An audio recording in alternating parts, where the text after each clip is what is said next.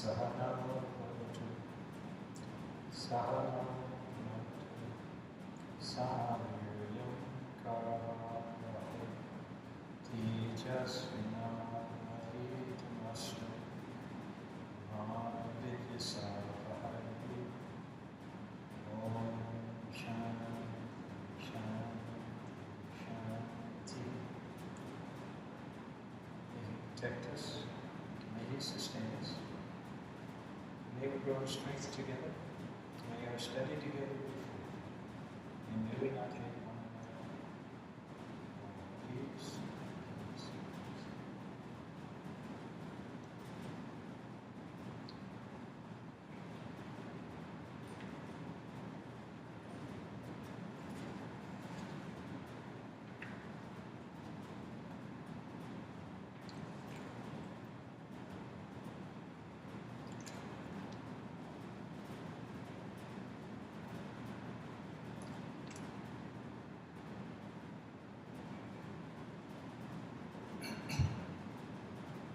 So we're in part 2, chapter 1.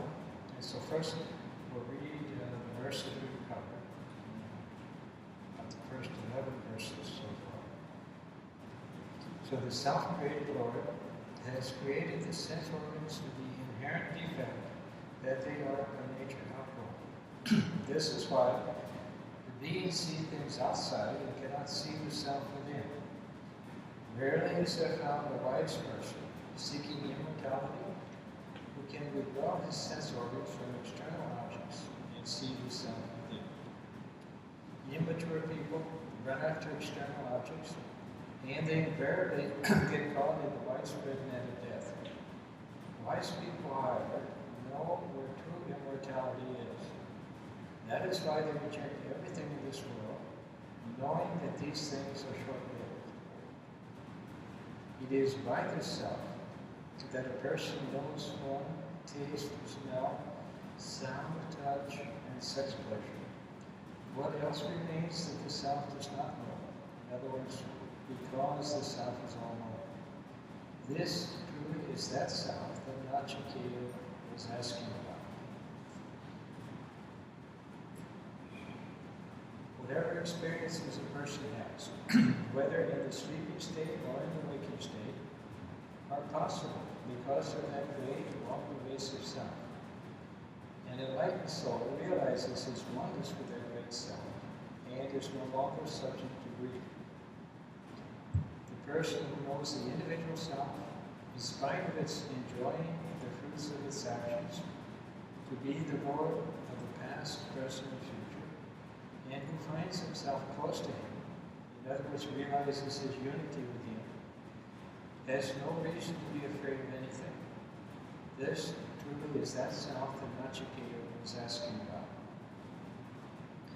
He, the spiritual seeker, who is able to see distinctly that being who preceded the elements, who is the firstborn from consciousness, who is in the heart of every being, in its body and organs, all products of the elements, he truly sees that realm. This truly is that self that Nachiketa was asking about. The self of all deities, Aditi, manifests herself as a cosmic energy. She is the sole leader, and she is also the 5 elements. She is present in the heart of every being. If a spiritual seeker identifies himself with her, he realizes Brahma. This truly is that self that Nachiketa was asking about. Like a pregnant woman taking good care of a child in her womb, those who are alert about their religious duties and who are also well provided with butter, oil, and other materials, take care of the sacrificial fire nesting between the 2 sticks used in lighting the fire. They worship the fire every day. This fire is the all-knowing Vira, Brahma. This truly is that self that Nachiketa was asking about. That from where the sun rises and where it sets, all gods are dependent on that. In other words, Brahma. No one can be independent of that. This truly is that self that Nachiketa was asking about. Whatever is here is also there. Whatever is there is the same here. He who sees the difference here travels from death to death. By the purified mind alone, this Brahman can be realized. Nothing is separate from this Brahman. He who thinks there is anything separate from this goes from death to death. So this is what we've covered so far. And as we mentioned last week, that in part 1, when you get to chapter 2, where the teachings actually begin, the very first thing that Yama tells Nachiketa is that there are two paths open to man. The path of Prayas, the blessed, and the path of Shreyas, the good. And he who follows the path of the blessed, he gets caught up in Maya and goes from birth to death and so forth. Whereas he who follows the path of Shreyas, he is moving back towards the truth. Now in part 2, in the very first verse, it says that the Lord has destroyed the senses by making them outward. And because of this, we are only aware of what we see outside. So it said the self-created Lord has created the sense organs with the inherent defect that they are by nature outgrown. That is why beings can see things outside and cannot see the self within. Rarely is there found a wise person seeking immortality who can withdraw his sense organs from external objects and see the self within. So these two verses, the path of Prayas and Shreyas and the path of the idea of the sense organs beyond, these are like the central themes of the Upanishad. They kind of give the whole essence of its teaching kind of in a very brief form. And so this is where what our problem is that in our real nature, we're Brahman. Our consciousness is Brahman, and it's always in God, always with God, and it can't be anybody, it can never be separated from God. But because our senses are outgoing, because we're drawn always to look outside towards other people, things, and that we experience through the senses, we're not aware of who we are, and we're not aware of the presence of the infinite God within us. And this is where the problem comes. And this is what spiritual life is basically removing that ignorance, that ajnana or ignorance, that we're a limited mortal human being, and realizing the truth rather than we are the eternal spiritual being. And but it's very difficult because we become so accustomed, over many, many lives, we become so accustomed to thinking of ourselves as individual human beings with our own personal life, our own personal desires, our own personal happiness and unhappiness. And like that is very difficult to make that transition, that change, because the only way you can realize the self, the reality of your being, the presence of God within, is to let go of that and let the kind of deeper reality manifest. And this is very difficult. Most people understand the idea that, okay, if I meditate, or I try to lead a good spiritual life, I get happier, I get calmer, I get more peaceful, things seem to be going better for me. And eventually, then I go to heaven, and I find, heaven is very wonderful. It's a very happy place, no problems, no difficulties. And I have my heavenly mansion and everything there. And so this people can appreciate. And for a long time, generally on kind of the spiritual path, people are thinking in terms of, what am I getting out of it? When I meditate, do I get happiness? Do I get a vision? Do I get peace? Well, whatever kind of benefit do I get? And like that, we're seeking in our meditation, particularly to enhance our life. We make things better, to get into a better state of mind, and we find that it works, that things do get better, things get much better. But to realize the truths that the Upanishads are talking about, that takes something deeper. It basically takes a mystical experience where God becomes actual, experience actual reality within you. But the only way attain that is when you've totally forgotten. You've totally forgotten your personal self, your personal desires, whether you're happy or unhappy, anything else. You've totally kind of forgotten that. And then the real self, the real spiritual self, it can then kind of come through. And so, and this is done, for example, through self-surrender. Like I say, in the beginning, the devotee does think most in terms of, am I getting joy out of this? Am I getting more love? And this and that? And are things getting better for me? But as devotion becomes sincere, or as jnana, as a path of knowledge, as it begins to become sincere, a person actually reaches a point where it's not enough that I'm just having a good, happy life and I'm a good person and everything is really going very fine.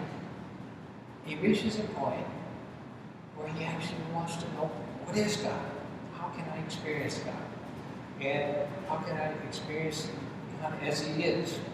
And so this then attitude of surrender, of not my will, but thy will be done, laying everything at the feet of God so that God can come in, this is what makes it possible to achieve that transition.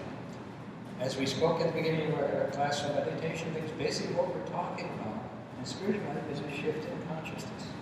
And we've talked several times about the idea that you can be in a material, physical state of consciousness, where your whole world, your whole awareness gets absorbed in what's outside, what you see and experience and taste and so forth. Or you can exist in the mental state of consciousness, where the whole vast realm of knowledge, wisdom, beauty, of understanding, all that scholarship, all that begins to open up within you.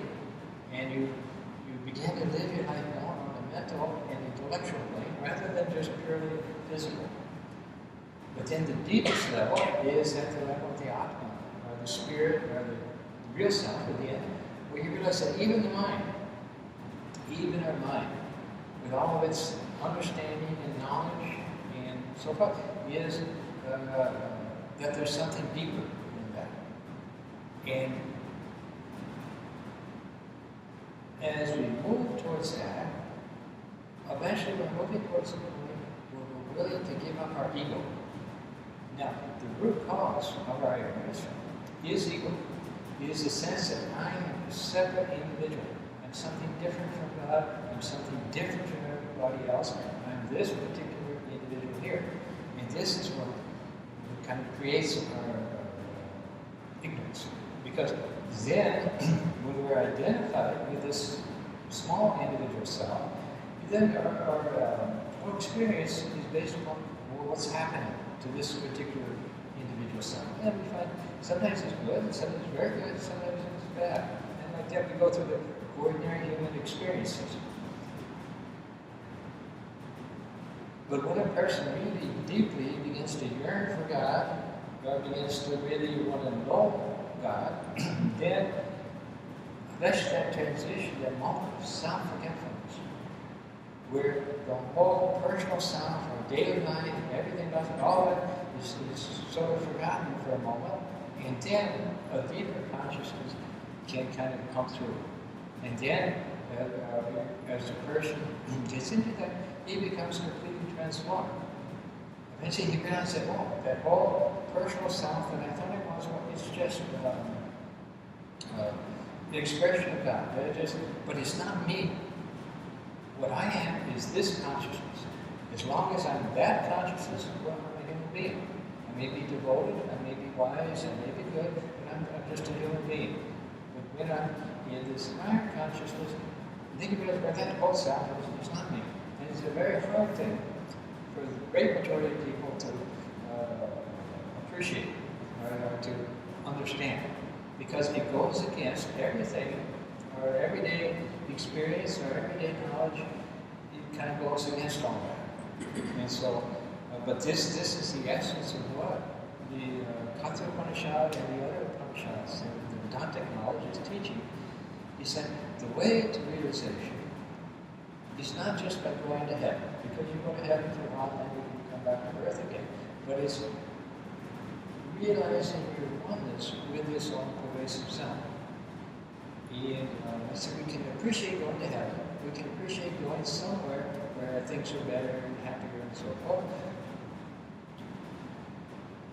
But to go to a state where we, this personal self, isn't there anymore, seems very like a death to the ego. And it is. This is in the yoga aphorisms. It says one of the last obstacles the yogi runs into as he's practicing is fear of death. Because when you begin to approach this higher self, the lower self, the ego puts up a tremendous resistance. Because from its standpoint, it's like a death. It's like it will cease to exist. But rather than a death, what happens is a whole dimension within your consciousness, it unfolds, it opens up. And then you got, oh, this is what I thought I was dreaming. I was this person here. Now I'm like, oh, this is what I am. This higher self. Or you realize something that God is a reality. God is present here. He's always been present here. I've always been with Him. I've always been the child of God. In this world, we can, many people they go through very terrible experiences, very painful experiences. But it doesn't affect the self. It doesn't affect who we really are. All the suffering comes because we've forgotten who we are and we identify with the experience. You know, when I was down in St. Petersburg, in Florida, one of the, they have a very strong group of devotees, many long-time devotees, and there was a center there that goes way back to Vivekananda, who was a disciple of Swami Varadananda. He started this in many years ago. And so, I met one of the ladies there, and she was sort of crippled. She had a crutch or something. And she said that she had lived out in like Arizona and New Mexico somewhere. And something happened, somebody, burglars or something came, but they like damaged her tremendously, injured her tremendously, and some kind of really terrible traumatic experience she went through, which left her, I think, kind of injured. So she was then totally kind of down, totally miserable, totally depressed. But then she came to meet this Reverend Pantheon, and he told her, well, it's true that you suffered a great deal physically, and you suffered a great deal emotionally, mentally.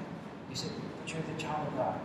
And when he said that, because he was a spiritual person, when he said that, she said, oh, this was a huge burden of misery and suffering that I was living. It just disappeared. And so like that, all our misery and suffering, and it can be terrible. For many people, it can be terrible. But as soon as you realize who you are, each other, it all disappears. This is, earlier I read the book on devotional non-duality, Discovery of Presence God by David Hawkins. Quoted from contemplatively, very inviting and very kind of advanced spiritual person. And he was a psychologist, practicing psychologist for many years. And he actually had a hospital where he said he'd get like 2,000 patients, inpatients a year, and things like that. And many times he would get like the very worst mental patients who would come to him. And because he was someone with a real soul, he said that when they bring these patients who had been catatonic for years, or just was writhing around and making noises and things like that, he said he was able to kind of touch their soul. And just kind of remind them, you're not that body, you're not that ego, you're not that mind, your emotions, you're free. And often that would give a cure right there. But he said often that even whether or not it gave a cure, as we can see, that for them the person's suffering was over. The body, the nervous system, the mind, everything else that was still going on. But now the person, I'm the infinite, eternal child of God, everything is fine because I'm separate from the experience. I know that all that's taking place and what's going on in the body, the mind, and so forth, but I am this wonderful spiritual being, and once you know that truth, the reality of who you are, then all your problems are over. And so this is what the Vedanta knowledge is, what it's trying to teach. It's not just kind of making human life better, but as Swami Vivekananda said, this was his goal in life, was to reveal to every individual their own divinity so that they can express that in every moment of their life. This is what we're trying to do in the world. We have really trying to express the divinity that's within us, trying to express that into the world. Yeah. But instead we get all distracted, all caught up in other things, we forget about it altogether, and then everything becomes very personal. So when a person attains this spiritual knowledge, this awareness of his true self, of reality, then he realizes that he's one with the self in all beings. And this is the Advaita Vedanta.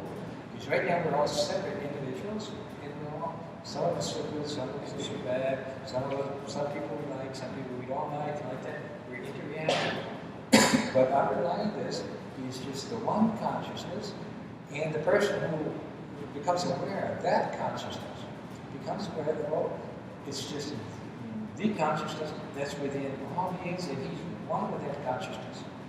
Then the idea that this particular self has to get a lot of money, or this particular self has to do this or that kind of becomes unimportant. Because you're one with the whole universe, you're one with all creation, you're one with the creator of the universe. So what is there that you lack? What is there that you need to find? And so the person lives in as realized soul, knowing the truth, knowing who he is, what he is, and then that's what is able to express itself to that person. So now we come to verse 12, which says, about the size of a thumb, Brahman resides in the body. He controls the past, the present, and the future. When a spiritual aspirant knows this Brahman, he does not want to conceal himself. This truly is that self that Nachiketa was asking about. So this verse purports to show that the individual self and the cosmic self are one and the same. The heart is supposed to look like a lotus, and inside that lotus there is a small empty space. Brahman, as the individual self, fills that empty space, assuming the size of a thumb. Brahman is in every being and is everywhere. It fills every space, and this is why it is referred to as Purusha, because it fills. Brahman, it should be noted, is both inside and outside of everything. Nothing can exhaust Brahman.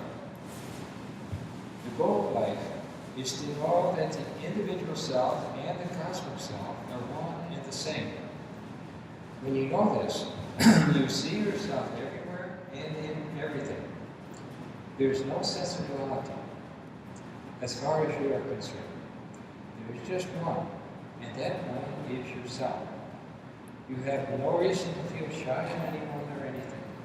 And that is why you do not feel the necessity of hiding yourself.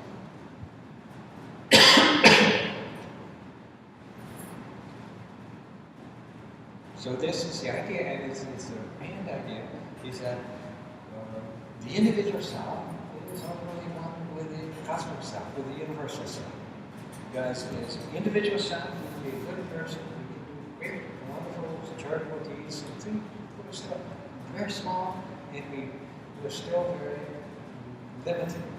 But when we realize that the individual self, the thing that we call ourselves, is actually the same as the cosmic self. then you become transformed into something much vaster than any kind of individual self. And this is the goal of life, and the spiritual practice is to know that the individual self and the cosmic self are one and the same.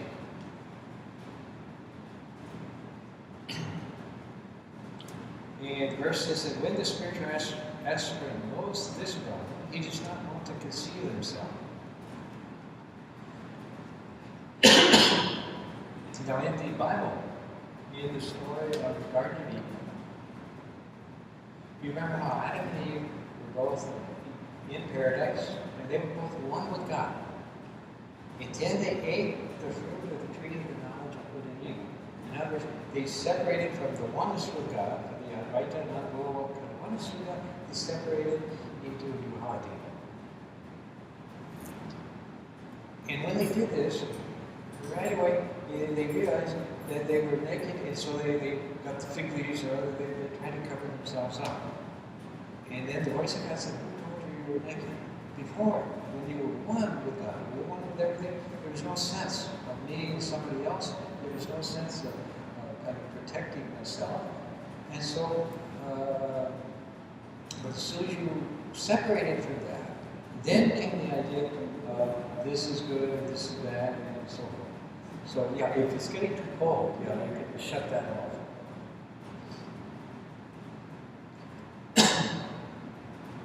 So now in life, can you get it? Yeah. In life, in our world, we're constantly, like I said, we're surrounded by different people. We tend to hide ourselves from people. Very seldom. Only with someone who's very close to us, someone does a person really open up and just drop all the barriers and just let himself. Usually we're kind of editing what we're saying, what we're doing, and how the person's going to react in order to make a good impression on the other person. It's only in kind of very close relationship, very deep, that all those, and this is one of the things tends to happen, in infatuation. It's that the barriers suddenly come down, and then we can truly kind of open ourselves up without threat, without feeling danger, without feeling, the person's not going to like me, or they'll reject me, or something like that. And that comes, only when you get to the, when you have an awareness of your oneness with everything, then that sense of defensiveness, that sense of having to protect your ego, or having to protect, worrying about what other people are going to say about you, or think about you, always kind of trying to project something, right? Rather than that, you just can just let love freely flow, and that is only comes when we're safe as out. And this is what happens as you move towards oneness, towards the. You said one of the signs, as Swami Varadananda said, is fearlessness. That you lose all sense of fear, not just fear of physical danger, but all this all-pervading fear that affects people that we tend, even unconsciously, it's so natural, we're not even aware of it, but affects our relationships with all people. There's always some fear there that this person isn't going to like me, or this person is going to reject me, or so forth. Or if I truly am myself, just let myself be myself, it's very hard. And also, there are many things within ourselves that we're not satisfied with, that we're not happy with. And so that also creates problems for us. But when you know yourself to be one with Brahman, then all that separation, all duality, all sense of barriers of protection, and so forth, it goes away, and the person lives in it freely and spontaneously. So there is no sense of duality as far as you're concerned. Once you begin, when you know this and you see yourself everywhere and in everything, there's no sense of duality as far as you're concerned. There's just one, and that one is yourself. You have no reason to feel shy of anyone or anything. And that is why you do not feel the necessity of hiding yourself. So then verse 13 says this thumb-sized being, Purusha, is seen by the yogis as a smokeless flame in their hearts. This being controls time, the past, the present, and the future. It is always there, now as well as in the future. This truly is that self that Nachiketa was asking about. And as we said, throughout all these verses, it's saying at the end, that this is truly is that self that Nachiketa was asking about. And you remember that the third boon, Nachiketa asked the Yama was, some people say a person continues to exist after death, some say he doesn't, and they want to know the truth about that. In other words, you want to know, who am I really? What is myself really? And so throughout this chapter then, Yama is giving these descriptions of Brahman and saying, this is what you're asking about. This is that self that you're asking about. So this verse again emphasizes the fact that the individual self, Jivatma, is nothing but the cosmic self, Paramatma. There is but one self, and that self is everywhere and in every being. The self is not visible to the physical eye. The yogis, however, meditate on it as a smokeless flame in the heart. It is smokeless because it is pure, without any attributes. In fact, it is Brahman, pure consciousness. It is also said to be the size of a thumb, but that should not be taken literally. It is described thus because the space inside the heart is small, and this space is the seat of the self in every being. As Brahman, associated with Maya, in other words, Hiranyagarbha, the self is supreme. It controls everything, large or small, in the phenomenal world. It is also the Lord of time, as it controls the past, the present, and the future.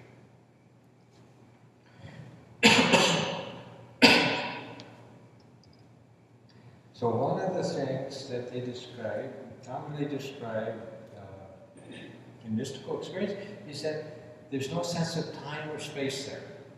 See, time and space, these are concepts due to our particular perception.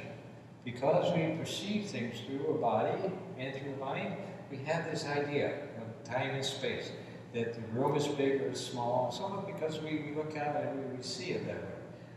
Same way the time is the sense that yesterday I did this, now I'm doing this, tomorrow I'll do this, and like that, but this is mine. Mind remembers, okay, yesterday I did this, it's aware, okay, now I'm doing this, and it's projecting, okay, tomorrow I'm going to do this, and so like this succession of events taking place, and so we have the idea of time.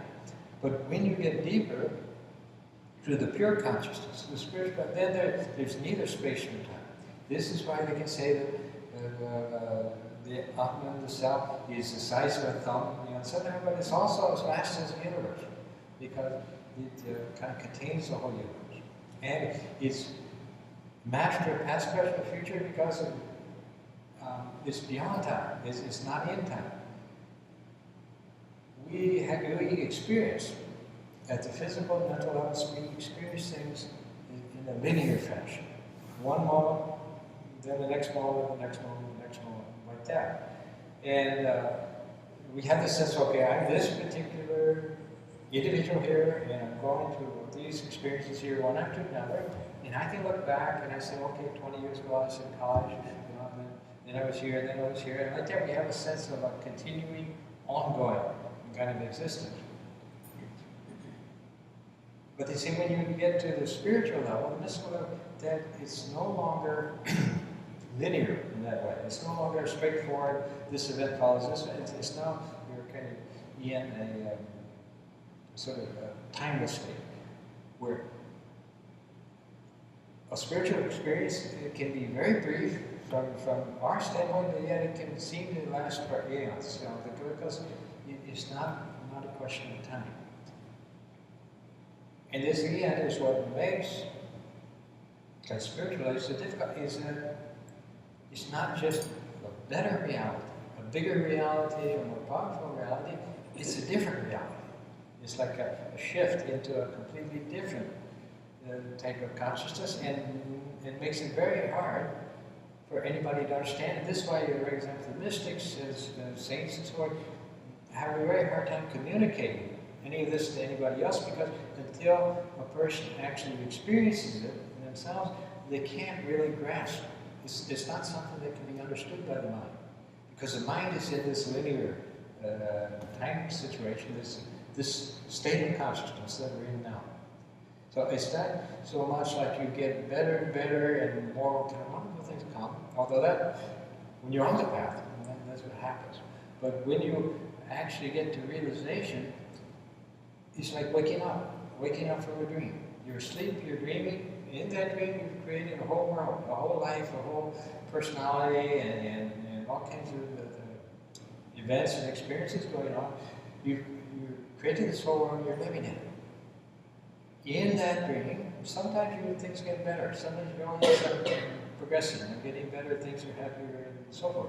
But then you wake up, and the reality you're in now has nothing to do with what went on in the dream. It's a totally different state of being. But you realize, when you wake up, as we do in the morning, we realize, oh, this is the real world. Kind of, this is reality. That was just like an imagination. I thought it was real while I was dreaming, but now I'm awakened and oh, okay, it was just a dream. And the same way, there's spiritual awakening can come, where a person realizes, oh, that life, that human life I was living, it's actually just a dream. And like that, when a person attains that experience, when he's in samadhi, he's, like I said, he's in a total different reality, a whole different state of being. In our previous state, in our human state, we said a sense of getting better, getting stronger, getting more peaceful. I think that there's a sense of gradual development. But in realization, it's just you're asleep and then you wake up. And now you have the whole thing. You don't have to get a little piecemeal, a little bit more peace, a little bit more happiness. It's now suddenly, the whole thing is there. Because it's the reality. It's the reality of what you are, of who you are. And when you awaken to that, then it's like the whole thing is there. And so, but this is, again, it's very difficult for the average person to get any grasp on. And because it's a different type of reality, it's impossible to explain it to somebody who hasn't experienced it. It's like if somebody has been blind from birth, and you're trying to explain, describe the color orange to them. Well, what terms can you use? You can say, well, it's kind of a warm color, but all they feel is, well, warm is hot. But they have no sense of what you're talking about because they've never seen colors. They've never seen orange and are experiencing it. In the same way, all these kind of high spiritual people are in that problem that they can never actually communicate what they do to other people because it's like a different language. I think it's when Swami Shivananda, I think when he was on his deathbed, or maybe I think Swami Varadananda, when he was on his deathbed, people were around and all, and he said, oh, he was having such kind of wonderful experiences. He said, who can I explain this to? And then he said, if Maharaj, Swami Shivananda, if he was still alive, if he was here, he would understand. But who else can understand? And so like that, at the physical level, at the mental level, we're very, very limited. But when you get to the spiritual level, then you're as vast as the entire universe, or more, even vaster than that. But it's not that you are the universe, but that you're in a different state of consciousness, which is ultimately the source of the whole universe.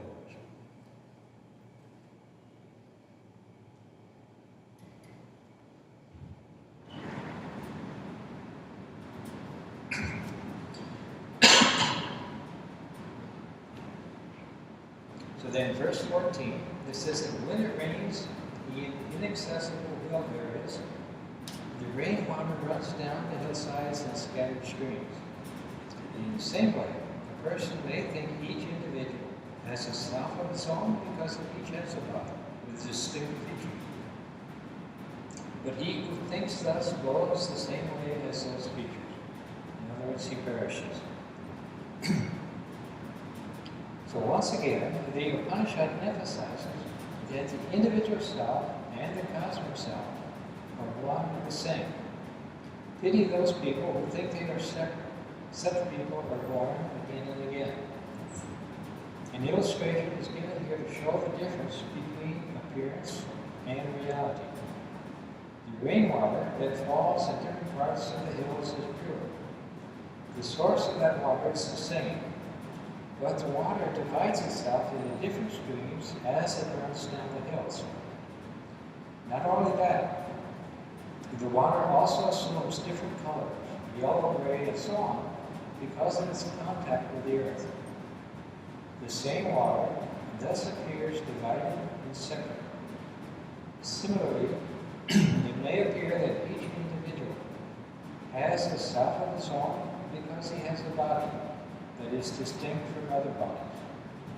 But the Upanishad warns us that it is a mistake to attach any importance to the body and how it looks.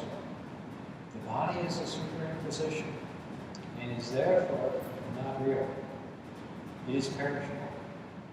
If anyone thinks that the body is real and that each individual has a separate self, he is ignorant, and he goes the same way as the body, that is, he perishes.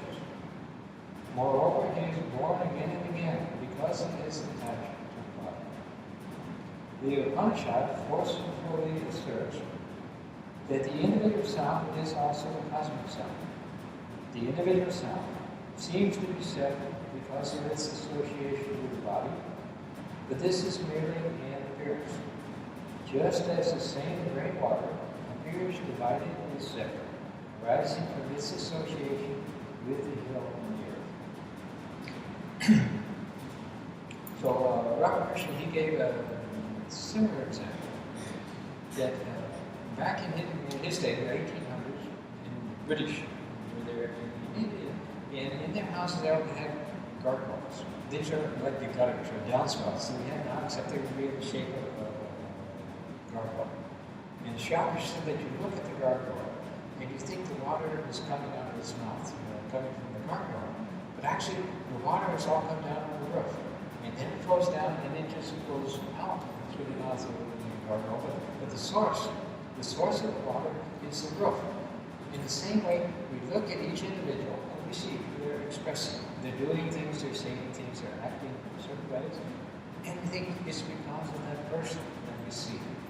But actually, all action, everything is coming from divine, the universal consciousness, the one divine, and it's just flowing through that person, and then it expresses at our level of perception, at our physical level, it expresses itself as a person that we see and relate to. And he said, particularly this is true, I like the spiritual teachers. He said, you see great spiritual luminaries, great spiritual teachers. Well, you think, oh, they're wonderful divine beings. But he said, actually, that guru, that spiritual teacher is just like the gargoyle, it's just a copy of it. What's flowing to that person is coming from Brahma, and it's coming down through that person.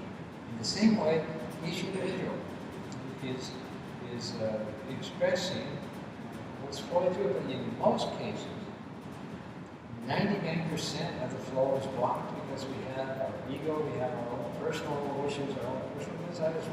We're kind of creating a barrier that prevents much of that water from going through. Whereas the great spiritual beings or teachers, they're the ones that they clear it out, they remove the barriers, they connect, and now the water is free to flow through. But always, what you're seeing is an external manifestation of that self which is within you. And this is where people sometimes kind of you get into trouble this way is that they focus their attention on devotion to a particular incarnation, a particular divine being like Christ or Buddha or anything, not realizing that what they are seeing outside as a human being or as a physical form or something is actually just an expression of the self, the spiritual self, the spiritual that's within them as their own inner self.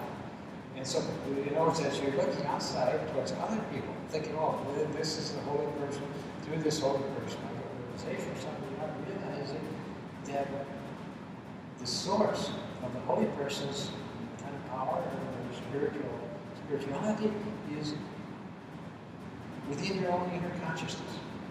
And this is generally at the very first verse here, you remember said how the Lord injured the senses by making them outgoing. We're always looking outside ourselves and thinking something out there is going to save me, something's going to help me, something. We're not realizing that everything is actually inside. And this is where the spiritual life, you're trying to change your focus from the outside, dealing always with just the externals, to uncovering what's there already within the inside.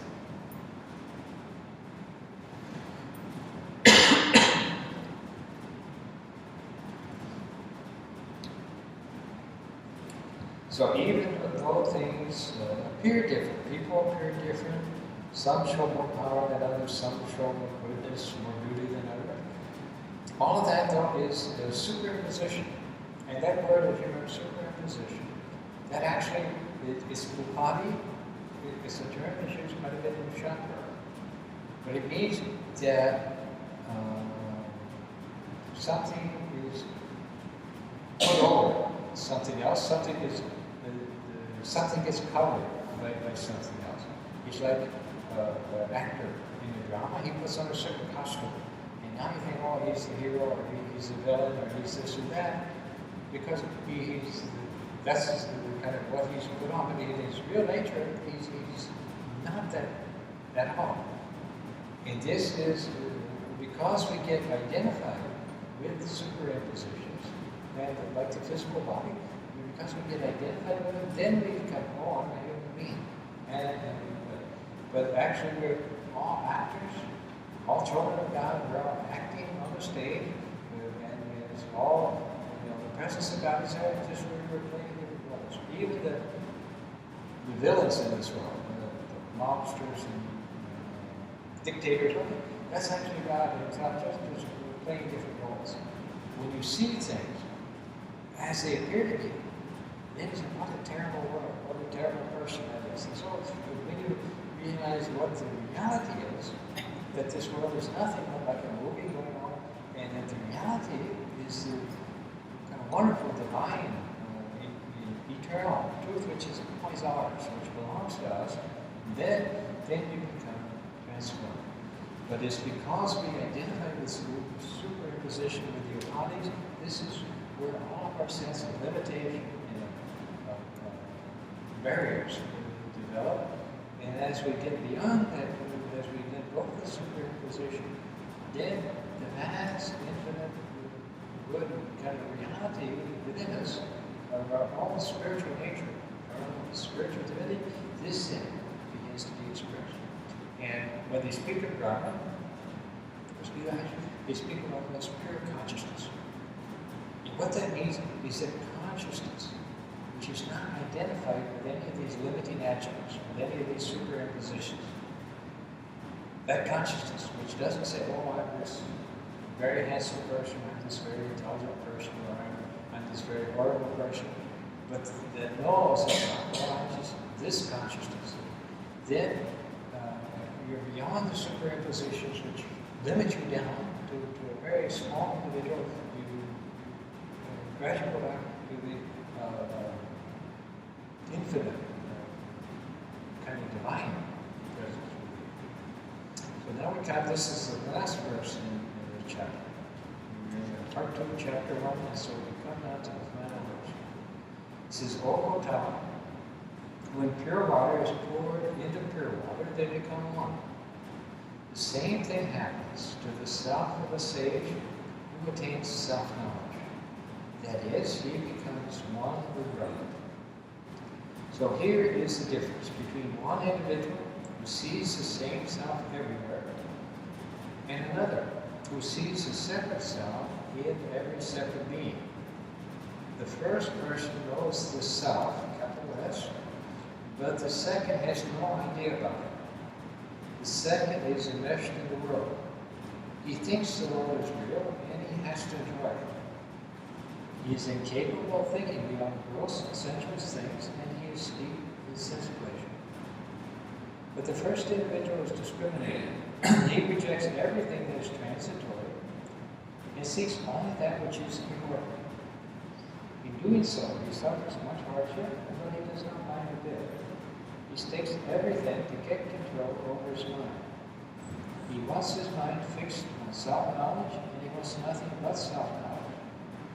If there is no other desire in his mind except self-knowledge, then his mind is pure. And with such a mind, it is easy to attain self-knowledge. At this point, the individual self, Jivatma, merges into the cosmic self, Brahma. So here is the first chapter of the second part of the Katha Upanishad. So now then next we'll be starting on part 2, chapter 2. Let's see.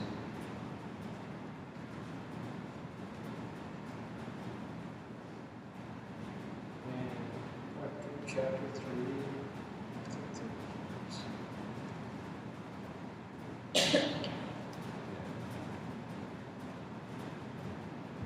So we're next beginning of part 2, chapter 2, and then there'll be a chapter 3. Try any questions? Last time, individual soul, Pardon? individual soul, Yeah. merging into cosmic soul. What conditions are it like? What happens? Then it becomes one with the universe as a whole, and it realizes this is what I am. Before that, it was identified, say, with the body, and it says, okay, I am this body. Then it goes deeper and it starts to open up other levels within itself. Realize, okay, I'm an Jivatma, I'm an individual soul. And I'm not just a physical being, but I'm a spiritual being that's eternal, but I'm still an individual. Then, and when he realizes that, he then goes, oh, this is the reality, this is what I really am, and then that other kind of identity, it kind of becomes unimportant. And then when the jiva, the individual soul, when it merges with the universal, Brahman, then it now realizes, oh, this is what I am. But up until that merging with Brahman, there is always a sense of I'm an individual here and I'm experiencing things. I may be experiencing, first of all, mostly physical things, then I begin to experience mental and intellectual things. Eventually, I begin to experience spiritual things, that I'm an eternal spirit and so forth, that I'm not this world body. But still, there's a sense of I'm here and I'm experiencing. When a person became oneness with Brahman, that separate I isn't there anymore. That separate I that was trying to enjoy at all these higher levels along the way, it disappears. What remains then is only Brahman. And that is the reality of things. You know, you're going from a very small kind of sense of self to bigger and bigger and bigger sense of self, until finally you realize you're actually everything.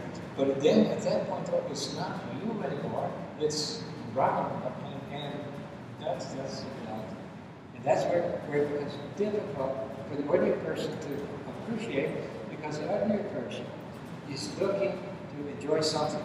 Giving up the physical pleasure, the mental pleasure, the finally spiritual pleasure, but he's always saying, I want to be there and I want to enjoy this. But when that sense of the separate individual turn into something like that, disappears completely. What's there is Brahman. Now, when a person comes back, and that's in kind of deep samadhi, that's the state. When a person comes back from that experience,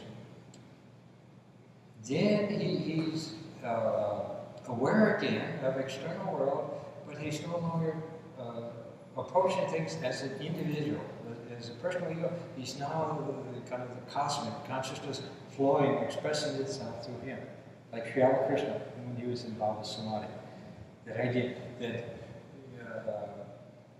the individual, Ramakrishna, really, he wasn't there anymore. What was there was the cosmic consciousness, and that made him great spiritual teacher.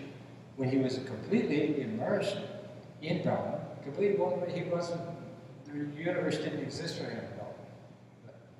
So, the reason why I asked is a very interesting point here. The example, let me give you one example.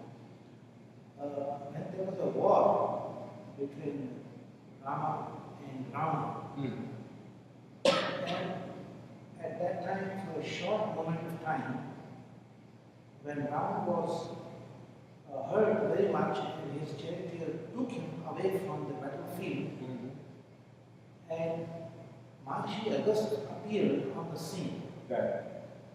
He told Lord Rama that you are conscious of your own divinity, you are fully conscious of your divinity, but you are asserting humanity in killing Rama, in vanquishing Rama. Right.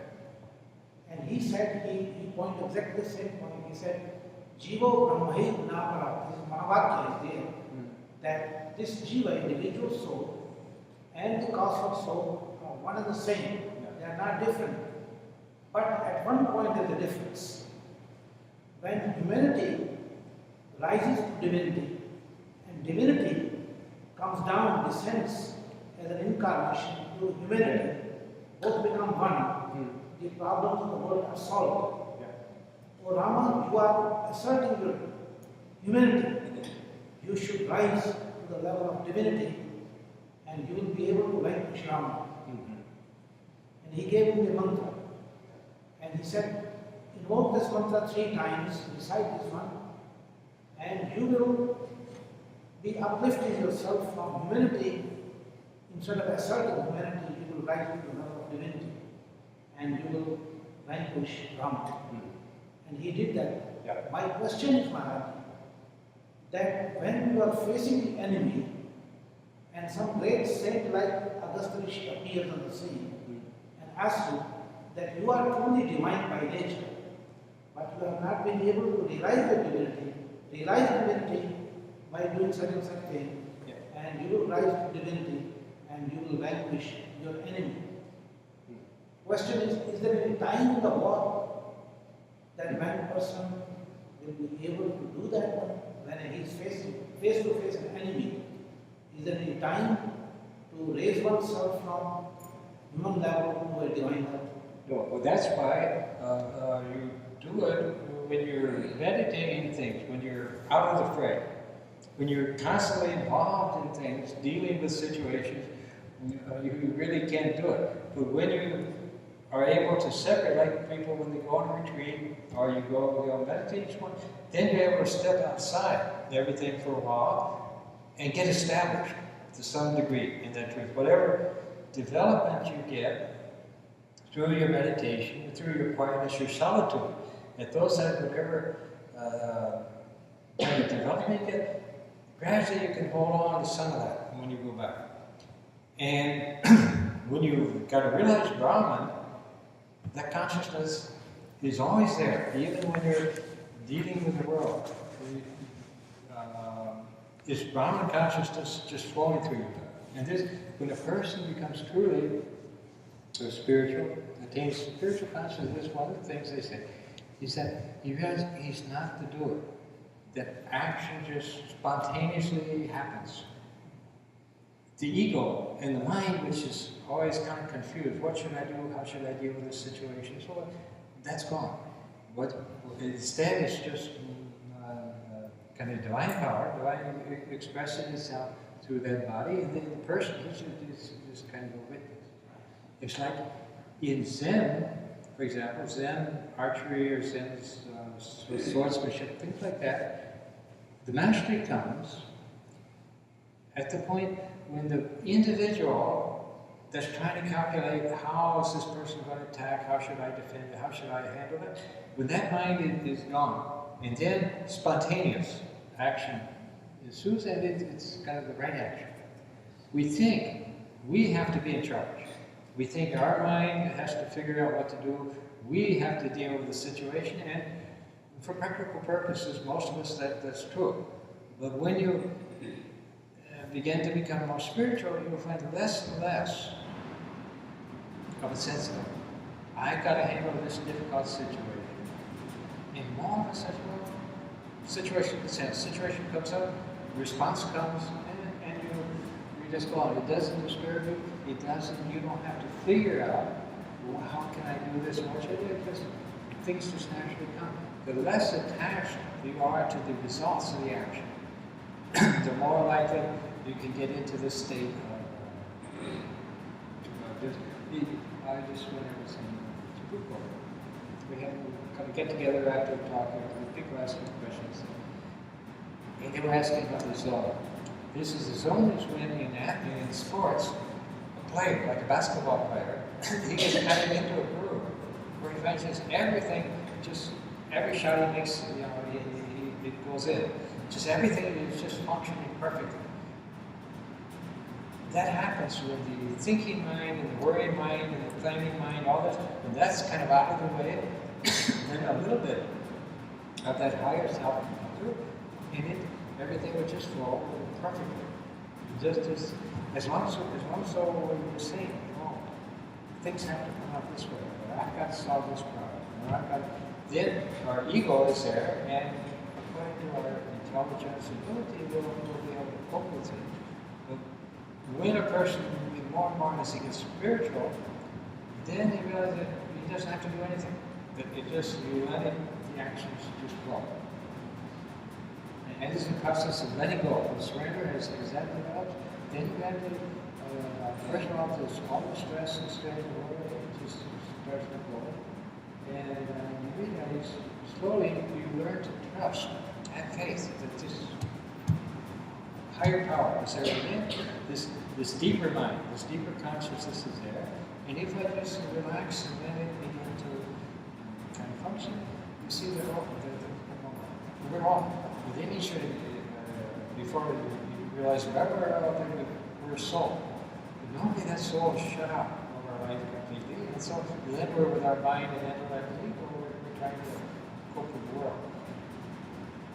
As you start to tune yourself through meditation, imagine that deeper part of you, that soul is going to let you find out things will come. So any other question? Okay, so we'll start. Now Swami Varadananda, right now he's in Atlanta. He comes back Sunday night. So I'll be doing this Sunday service. At 11 o'clock, I will be speaking on the 150th birthday anniversary of Swami Varadananda. As you know, all of the world celebrations have been going on, and we're getting ready to do our big celebrations here. And so, but we'll talk about the significance of Vivekananda as this 150th birthday. And then we have our regular classes, and I think August 28th, Wednesday, I think we're having Krishna Janmashtami. That'll be in the evening, 6:30. And I think that'll be next week. Today's 23rd or something. Yeah, I think it'll be next week, next Wednesday. So, Krishna Janmashtami Puja. Following week, following Thursday, Swami Varadananda is going to Calgary, Canada. But then Swami Varadananda from Toronto, he's coming down and he's going to do a retreat in Ganges. But this time it'll only be a 2-day retreat. He will do it on Friday evening, regular time, and then on Sunday up until 5:30. And on Sunday, the retreat will go on. Then he has to come back here and do the Sunday talk here in Hong Glen. So rather than the full 3-day retreat, it will just be a 2-day retreat, and then he'll do the talk here. And that, I think that's next Saturday. Yeah, next Friday. Oh, so yeah, so no class next Friday, because I'll have to go out to Ganges with Swami Varadananda. That's what he wants to do. We'll cancel the class and no class for next Friday.